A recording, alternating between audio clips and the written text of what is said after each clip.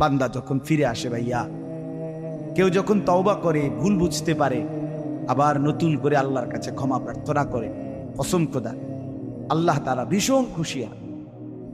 হাদিসে আছে আল্লাহর কোনো বান্দা যখন তওবা করে, আল্লাহ তখন ফেরেশতাদেরকে বলে, আমার ফেরেশতারা 7 আসমান আর জান্নাত সাজিয়ে দাও। ফেরেশতারা জান্নাত সাজায়, আসমান সাজায়। ফেরেশতারা ডেকে বলে, রব্বুল আলামিন কি হলো যে কারণে আসমান সাজাইলেন, জান্নাত সাজাইলেন? রব্বুল আলামিন তখন বলে, আসলাহাল আবদু মাওলাহু, এক ভেগে যাওয়া গোলাম আজকে তার মনিবের সাথে সম্পর্ক ঠিক করে গেছে। আল্লাহ বলে, আমার এক গোলাম আমার থেকে ভাইগে গেছিল রে, অনেকদিন ওই আমারে সেজদা দেয় নাই, আজকে দিছে। অনেকদিন সে আমারে ডাকে নাই, আমি খুব কষ্ট পাচ্ছিলাম। আমার বান্দা আমার হাতে গড়া, আমার দেওয়া নাক, চোখ, কান, আমার দেওয়া জবান, আমার দেওয়া জিহ্বা, আমার গড়া বান্দা আমারে বলে আমার থেকে ছুটে গেছে। আজ আমার সেই ভেগে যাওয়া বান্দা আমার কাছে ফিরে আসছে।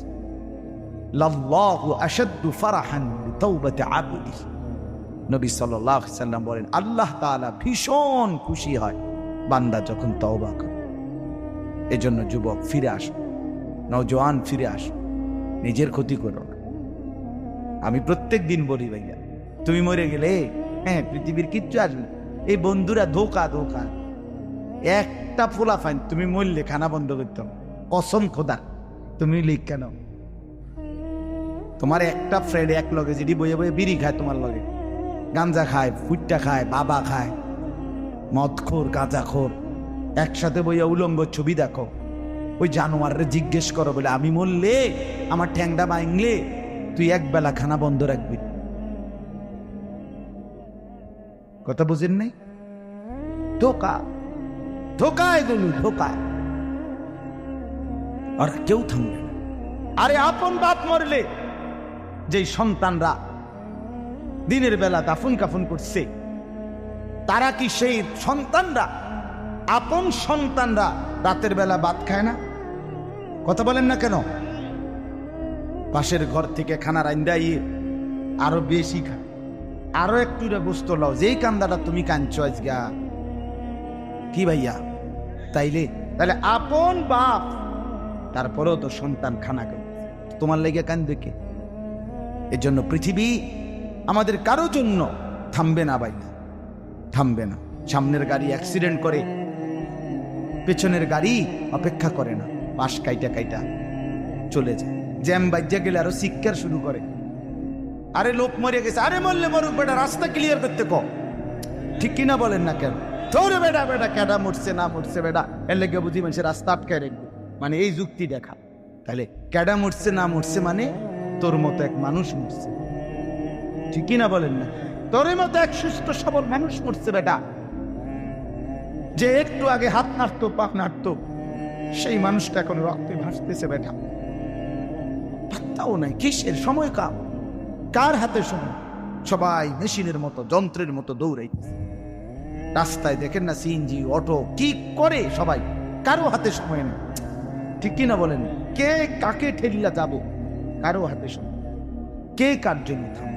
এই জন্য তুমি নষ্ট হয়ে গেলে বন্ধু, কেউ তোমারে ফিরাবার নাই। তোমার জন্য ভাববে কেউ, ডাকবে কেউ, কাঁদবে কেউ নাই।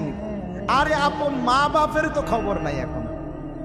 আপন বাপ সাইয়ে রইছে, দেখে তার ফুতে আজকে 6 বছর 9 বছর এক ওয়াক্ত নামাজ পড়ে না, এবড়া বয়ে বয়ে বিড়ি খায়, বন খায়, চা দিয়া ভিজাইয়া খায়। এবারটার মাইছ না সেইটার নামাজ পড়লে পড়ছে, না পড়লে রাতের ব্যাপার। বাবুরে টিহা দন দিছে, টাকা দিলে খালাস। যদি সুতে টাকা দেয় বাপের কোনো অসন্তুষ্টি নেই, আর যদি টাকা না দেয় এবড়ার গজবে আল্লাহর আরশ কাঁপে। ফুতের উপরে লানত দিতে দিতে, অভিশাপ দিতে দিতে শেষ। কারণ টাকা দেয় না, টাকা দেয় না, পুরো গ্রাম হাইটা হাইটা তখন মানুষের কাছে বদনাম। এই ফোলাগারে মানুষ করছি আমি, এই ফোলার লাগিয়া জীবন যৌবন শেষ করছি, 12 লাখ টাকা সুদে লইয়া তারে আমি নিজে বিদেশ পাঠাইছি। কত বড় নিয়ামতের কথা।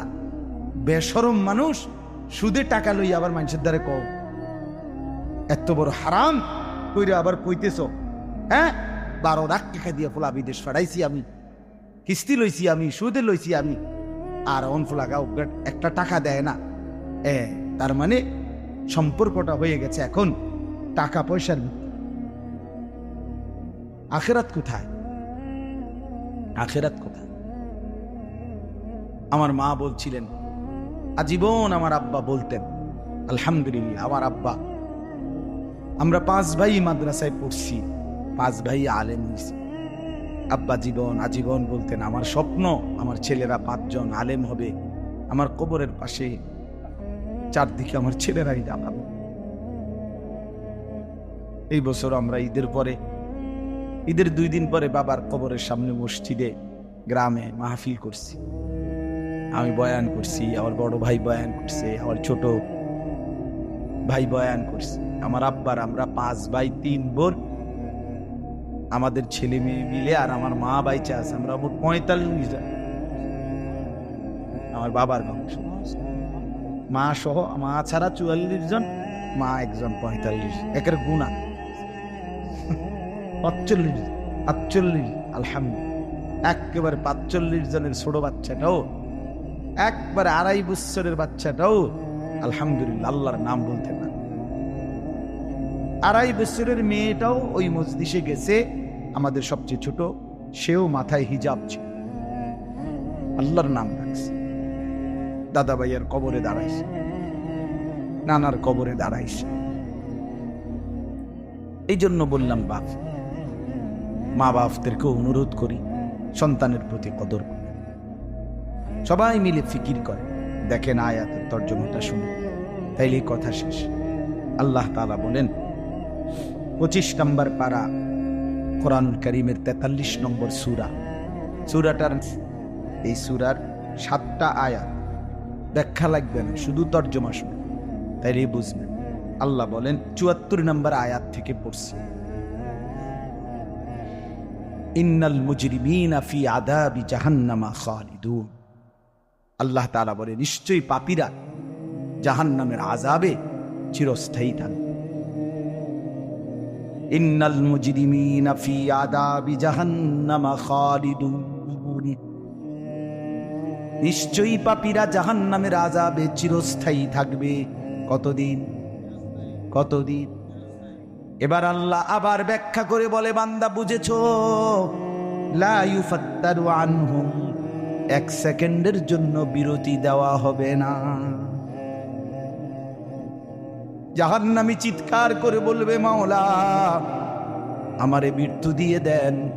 আল্লাহ বলবে না।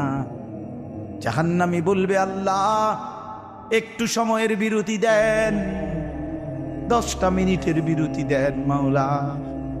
24 ঘন্টার আগুন, আমারে 10টা মিনিট একটু আলগা থাকতে দেন, আমি যে আর পারছি না মাওলা, এতটা ভীষণ আযাব আমি যে আর সইতে পারছি না মাওলা, আর পারছি না। লা ইউফাত্তারু আনহুম, আল্লাহ বলে 1 সেকেন্ডের জন্য জাহান্নামের আযাব, আগুন বিরতি দেয়া হবে না। ফাতরা মানে কি নাই বিরতি। আহুম ফীহি মুবলিসুন, এরপরে আল্লাহ বলেন জাহান্নামী এই দীর্ঘ 24 ঘন্টা অনন্তকাল আযাবের মধ্যে থাকবে। কেমনে থাকবে? মুবলিসুন, বিষণ্ণ হয়ে, উদাস মনে। কোনদিন চেহারায় 1 সেকেন্ডের জন্য হাসি ফুটবে না, কোনদিন আর সুখের নাগাল পাবে না। আজ তো বন্ধু রাত কেটে ভোর হয়, ভোর গিয়ে রাত হয়, অন্ধকার আলো হয়, আলো অন্ধকার হয়। যে হাসে সে কাঁদেও, যে কাঁদে আবার সে হাসেও, ঠিক না? কিন্তু রব্বুল আলামিন বলেন ওয়াহুম ফীহি মুবলিসুন, জাহান্নামীর মন, জাহান্নামীর চেহারা বিষণ্ণ, উদাস, সব সময় হাসিবিহীন থাকবে, কোনো সেকেন্ড হাসতেই পারবে না। এবার আল্লাহ নিজে বলবেন মলিন চেহারা দেখে জাহান্নামীকে, জাহান্নামীর চিৎকারে আল্লাহ নিজেই বলবেন ওমা যালামনাহুম, জাহান্নামী নাফরমান, আমি কিন্তু তোর উপরে মোটেই জুলুম করি নাই। আমি রাতও দিয়েছি বান্দা, দিন দিয়েছি, আমি সুযোগ দিয়েছি, সময় দিয়েছি। 8টা বাজে এশার আজান হয়েছে, এখন বাজতেছে রাতের 11:30। তাইলে আমি কিন্তু হায়াত 3.5 ঘন্টা তো দিয়েছি। আর এশার নামাজ পড়তে তো 3.5 ঘন্টা সময় লাগে না? লাগে। আমি তো ফজরের ওয়াক্ত আসার পরে ওয়াক্ত শেষ হওয়া পর্যন্ত প্রায় 1.5 ঘন্টা সময় দিছি। 4 রাকাত নামাজ পড়তে তো 1.5 ঘন্টা লাগে না? আমি তো জোহরের আজান হওয়ার পরে জোহরের ওয়াক্ত প্রায় 2.5 ঘন্টা, 2 ঘন্টা তো দিয়েছি। জোহরের নামাজ পড়তে তো বান্দা 2.5 ঘন্টা লাগতো না? হ্যাঁ। আসরের নামাজ 4 রাকাত নামাজ পড়তে তো 1.5 ঘন্টা লাগে না? তাহলে বলো না বান্দা, আমি কি কোনো জুলুম করেছি কিনা বলো? ওমা যালামনাহুম, আমি বান্দা নাফরমান, আমি কিন্তু তোমাদের উপরে, তাদের উপরে জুলুম করি নাই। ওয়ালাকিন কানু হুমুজ জালিমিন। আল্লাহ বলে বরং নাফরমান জাহান্নামী, তুই নিজেই নিজের উপরে জুলুম করেছিস। তুই আমার রাতকে গান বাদ্য আর সিনেমার নর্তকীর নাচ গান আর উলঙ্গ ছবিতে শেষ করে দিয়েছিস। তুই আমার দিনকে গুনাহ, সুদ, ঘুষ আর অবৈধ উপার্জনের পিছনে শেষ করে দিয়েছিস। নিজেই জুলুম। এবার শুনেন, এবার আল্লাহ তাআলা বলে জাহান্নামী, এবার শুনেন আল্লাহ যখন এটা বলবে, জাহান্নামী এই ভীষণ আযাবে একটা বিরতি নাই। এইবার জাহান্নামের ফেরেশতাকে ডাক। জাহান্নামের দায়িত্বে প্রধান যেই ফেরেশতা, ওনার নাম মালিক। ওনার নাম কি? মালিক ফেরেশতা। এই কোরআনে ওনার নাম ডাইরেক্ট এখানে আছে। জাহান্নামী বলবে ওয়ানাদাউ ইয়া মালিক লিয়াকদি আলাইনা রাব্বুক। ওহো, আল্লাহ বলে জাহান্নামীরা, জাহান্নামের ফেরেশতা মালিককে ডাক দিবি, ইয়া মালিক, হে মালিক শোনো না, ফেরেশতা একটু শোনো না। লিয়াকদি আলাইনা রাব্বুক, ফেরেশতাকে বলবে, ফেরেশতা তোমার রব, তোমার আল্লাহকে একটু বলো না এমন কষ্টের আযাব না দিয়ে আমারে চিরতরে একবারে শেষ করে দিতে, আমি যে আর পারছি না। লিয়াকদি আলাইনা রাব্বুক, বলো না ফেরেশতা, তোমার মাওলাকে বলো না, তোমার রবকে বলো না আমারে একদম শেষ করে দিতে, আমারে মৃত্যু দিয়ে দিতে, আমি যে আর পারছি না। কেমনে সইব এত গরম, কেমনে সইব এত আযাব? ফেরেশতা তখন বলবে ক্বালা ইন্নাকুম মাকিসুন। ফেরেশতা বলবে না, নাফরমান পাপী, এই জাহান্নামী তোকে অপেক্ষা করতে হবে, মৃত্যু হবে না। আল্লাহ বলবেন লাকাদ জিনাকুম বিল হক, আমি তো বান্দা সত্যের বাণী, সঠিক বাণী বারবার তোমার কাছে নিয়ে এসেছিলাম। একবার বেলায়েতুল্লাহ বলছে, একবার আনিসুর রহমান বলছে, বারবার বারবার বারবার আমার কত বান্দা দিয়ে, কত ইমাম, কত খতিব, কত আলেম, কত বুজুর্গ দিয়ে আমি তো সত্যের বাণী, কোরআনের বাণী, এই জাহান্নামের কথা বারবার তোর কাছে বলাইছিলাম বান্দা। ওয়ালাকিন্না আকসারাকুম লিল হাক্কি কারিহুন, কিন্তু তোমরা তো অধিকাংশই আমার সত্যের আহ্বান, আমার কোরআনের আহ্বানকে অপছন্দ করেছো। বার্তা দিস এত বাদতেছ কিজুর রাইতান কইবই বাদতেছ। আচ্ছা আচ্ছা, এমন ব্যর্থ বিজলো কথা বলে না। অনেক বুড়া মানুষও আছে, মিয়া বুড়া মানুষ। আর রাখো হুজুররা যত কয় এত না, কিছু কইতে লাগলে বাড়াইও কয় বেটা হুজুররা বেটা। কথা বলেন না কেন? হ্যাঁ, আরে রাখবো আল্লাহ ভরসা বেটা, আল্লাহ ভরসা কিতা, আল্লাহ ভরসা কিতা মানে আল্লাহ কি, আল্লাহ কি হিসেবে ভরসা আমি এটা আবার বুঝাই। আল্লাহ বলছে বান্দা তুমি বিড়ি খাইতে থাকো আমি ভরসা, হ্যাঁ এমনি আল্লাহ বলছে নাকি? তুমি টেলিভিশনে নাচ গান প্রত্যেক দিন বিকালে নর্তকী দেখো আমি ভরসা, এটা নিয়ে আল্লাহ কইছে। তো আপনি কিতা কইলেন কি আল্লাহ ভরসা কিতা, কি বুঝাইতে চাইলেন? হ্যাঁ, আল্লাহ ভরসা মানে কি?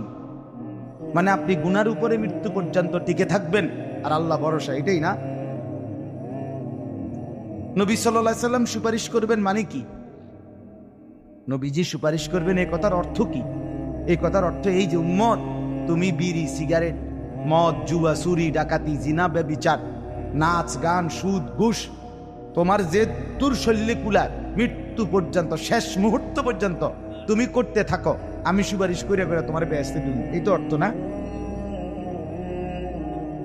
তো কি তা আপনি বলেন আমারে কি আসলে কি?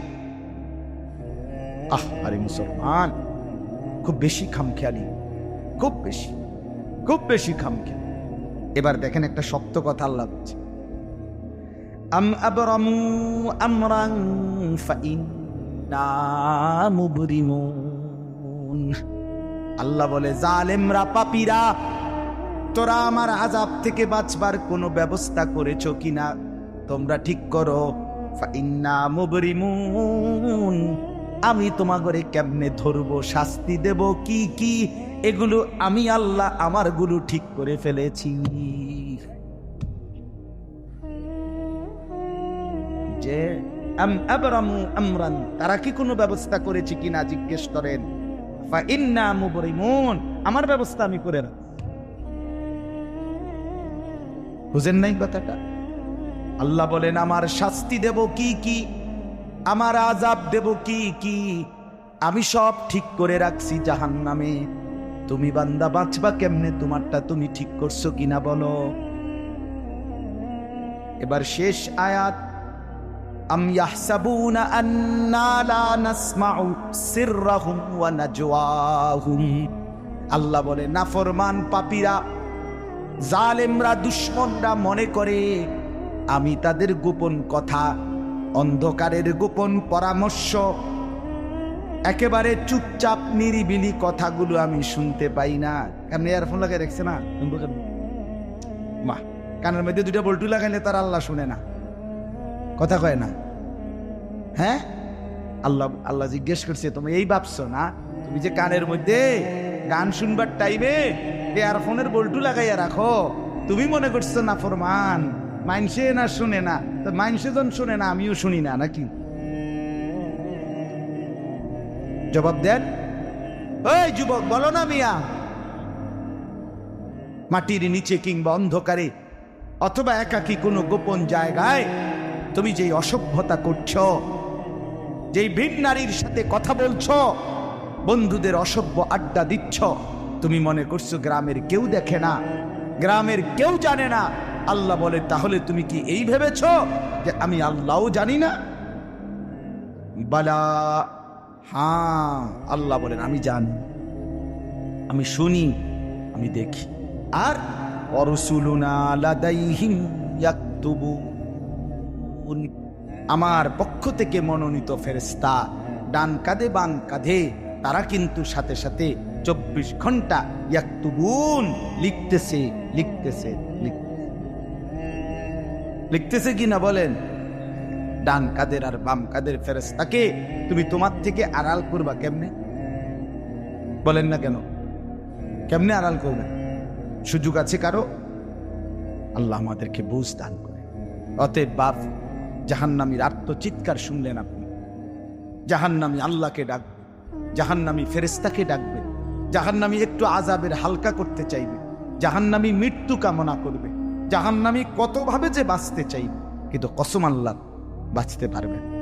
এজন্য দয়া করে রাত গভীরে মেহেরবানি করে চলেন প্রত্যেকেই, ইনশাআল্লাহ সিদ্ধান্ত নিন। শেষ পর্যন্ত যে কয়জন যুবক টিকে রইলা, বসে রইলা, ভাইয়া তোমাদের কাছে অনুরোধ, আজকের থেকেই বদনাও ভাইয়া। আগামী দিনে মুসলমানের জন্য, ইসলামের জন্য খুব বেশি যুবকের দরকার। তোমরা তখন কি হবে? এজন্য আল্লাহকে নারাজ না করো, আল্লাহকে নারাজ না করো। দয়া করে ফিরতে চাই, আমরা ফেরাইতে চাই, নিয়ত করি ইনশাআল্লাহ। ঠিক আছে না? ইনশাআল্লাহ নতুন করে ভাবো, সবাই একসাথে ভাবা পারবা না। যেই যুবকদের ফিকির আছে, বুঝ আছে, দিমাগ আছে, তুমি নামাজ পড়ো, ইনশাআল্লাহ ভালো হবে। মোবাইল প্রয়োজনে ব্যবহার করো, যার যেটুকু প্রয়োজন এটুকুই। শুধু শুধু নারীর ছবি, নাচ, গান, অস্থির দৃশ্য কোনো দরকার নাই। আর হিম্মত করে নামাজ, মরি বাসি, এত বেজ্জুতি কথা শোনার চাইতে, এত কষ্টের চাইতে, পরকালের অশান্তির চাইতে নামাজ পড়বো আমরা। দেখবেন ছেলেরা, তোমরাও হিম্মত করে শুরু করলে 5 ওয়াক্ত নামাজ ওষুধের মতোই মনে করো না, বিষ ওষুধ, তিতা ওষুধের মতো। দেখবা একটা মাস যদি কেউ একটু জন্মা যে মরি বাসি নামাজ পড়মুই, কসম একসময় এটা মজাদার হয়ে যায়। সেজদা দিলে খুব মজা হয়। সেজদা দিলে বান্দা আল্লাহ পিঠে মাথায় আদর করে হাত বুলায়, খুব আদর করে। আল্লাহ খুশি, বান্দাকে কোলে তুলে নেয়, আদর করে। এই জন্য আমরা দয়া করে ইনশাআল্লাহ নামাজ পড়ি। পর্দার আড়ালের মা বোন যারা আছেন, মা, আপনি যদি বেপর্দা হন, আপনিও শেষ হইলেন, এলাকার ছেলেগুলোকেও নষ্ট। একজন বেপর্দা নারী শুধু নিজে গুনাহগার, সে অসংখ্য মানুষকে পাপে অংশগ্রহণ করায়। এই জন্য একজন বেপর্দা নারী সে সরাসরি জাহান্নামের ফেরিওয়ালা। সে কিসের ফেরিওয়ালা? জাহান্নামের ফেরিওয়ালা। সে জাহান্নামের ফেরিওয়ালা, আগুনের ফেরিওয়ালা। কারণ সে তো তার রূপ যৌবন দেখাইতেছে, ফেরিওয়ালার মতো পিছনে পিছনে ডাকতেছে অসংখ্য যুবককে, দেখো আমাকে, বরবাদ করো নিজেকে, বরবাদ করো নিজের চরিত্র, বরবাদ করো নিজের কবর, বরবাদ করো নিজের আখিরাত। তাহলে সে গুনাহের ফেরিওয়ালা, সে জাহান্নামের ফেরিওয়ালা, সে অসভ্যতার ফেরিওয়ালা। এই জন্য একটি সমাজের মধ্যে সবচেয়ে নিকৃষ্ট বেপর্দা না, বেপর্দা না। আল্লাহ তাআলা আমাদের মা বোনদেরকেও হেফাজত। আজকের মাহফিল যে যুবকরা সাজাইছে, আল্লাহ তাআলা সমস্ত নওজোয়ানদেরকে কবুল করে। বাস্তবতা হইল আসলে 4-5 মাস, মেইন শীত সিজন 4 মাস, 5 মাস। এখন 5 মাসে যদি 30 দিন করে হয়, তাহলে হইলো 150 দিন। যদি প্রতিদিন 2টা করে মাহফিল দিতে হয়, দেওয়া যায়, তাহলে 300 মাহফিল মনে করে। এখন মাহফিলের কাগজ আমার গাড়িতে এখনো আছে, মনে মনে কমপক্ষে 1,500-2,000 ফরিয়া রয়েছে কাগজ, ব্যাগ ভরা এতটি কাগজ। আর আমি কি করতে পারি? কেমনে দাও, কিভাবে দাও? আচ্ছা, সারা বাংলাদেশ তো নবীনগরকেই বলে, ঠিক না? বাংলাদেশ মানে তো নবীনগর। আপনি বলেন সারা দেশ থেকে এই মাহফিল নিয়ে কাবজাব, কত মানুষের আবেদন, অনুরোধ, কাকুতি মিনতি। এরপরও আমাদের এই মুফতি বেলায়েতুল্লাহ সাহেব এবং আমাদের এই নবীনগর এসআর মসজিদের ইমাম মকবুল ভাই, মৌলানা মকবুল সাহেব, এরা সবচেয়ে বেশি মাহফিলে কম না। আলহামদুলিল্লাহ, আমি চেষ্টা করছি, ওনাদেরকে অনেকগুলো মাহফিল দিচ্ছি, আরো দেওয়ার ফিকির আছে, কিন্তু আসলে সময় একদমই অল্প। মূলত খুব বেশি ডেট নাই, কুলান যায়। এই জন্য এই সময় দিতে হচ্ছে। ওই ভাই ইমাম সাহেব অনেক অনুরোধ করছে, আমারও মনে আছে, ওখানে বারবার বেশি অনুরোধ করছে। এই জন্য যাক, আল্লাহর দয়া আশা হয়েছে। আমি আপনাদের জন্য দোয়া করি, আপনারাও আমার জন্য দোয়া করবেন। আল্লাহ তাআলা আমাদের সবাইকে মিলে মিশে দ্বীনের কাজে অংশগ্রহণ করার তৌফিক দান করেন। আমিন।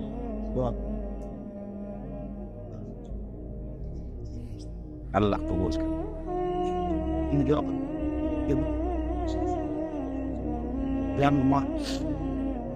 অনেক কষ্ট করে প্রবাসী যে বিদেশি ছেলেরা, আমি নিজ চোখে দেখি।